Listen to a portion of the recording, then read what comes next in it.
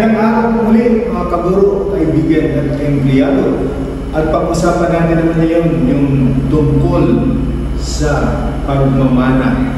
Sino nga ba yung may karapatan na magmana o yung tinatawag na compulsory year? Mga kaibigan, mahalaga po yung usapin ng pagmamana dahil ito yung nagiging ugat ng pangayan, awayan at hindi pagkakaintindihan ng magkakapamilya dahil sa hindi tama o saktong paghahatian ng mga naiwan na ari-arian. Pag-usapan natin sino nga ba yung tinatawag na compulsory year. Ang una dyan, mga kaibigan, ay ang tinatawag na legitimate children or descendants. So pag sinabi natin legitimate, these children are born during the subsistence of marriage. Kung ang mag-asawa, ang yung magulang, ang nanay, tatay, ay kasal at during sa kanilang existence ng valid parents, ikaw ay pinanganak, you are a legitimate child. Pero kapag ikaw naman ay pinanganak outside of the valid parents, hindi kasal ang yung mga magulang, ikaw naman ay maituturing isang illegitimate.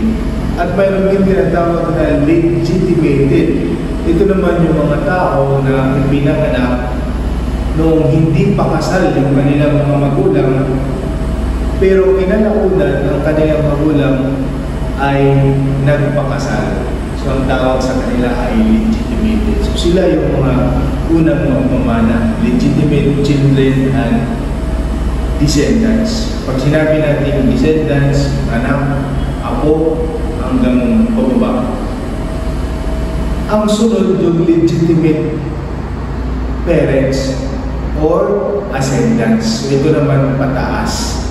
So kung walang anak, walang magmamana, pababa sa descendants, you will look for the ascendants or parents, yung lolo, yung great-great-grandparents, lolo at lula. And sunod na magmamana yung surviving spouse, yung asawa, legitimate na asawa ng namatay. Siya yung sunod na magmamana. Kung wala namang asawa, wala na rin magulang, ang sunod ay yung mga kapatid o kaya yung mga pinsan.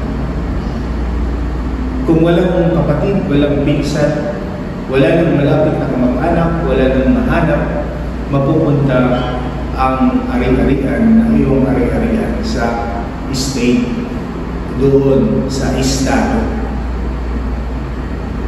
So, tandaan natin, mayroong mga expression that love goes down. So, hahanapin muna natin pababa kung sino yung mga maaaring magmana, mga anak, mga apo. Kung wala, hanap tayo pataas, ng lulang, mga lolo, lula, kaya great-great-grandparents. Pag wala, dito na tayo sa mga kapatid, pinsan. Pag wala pa rin, the property will go to the state. Mapupunta yan sa estado. Maraming salamat po sa inyong panonood.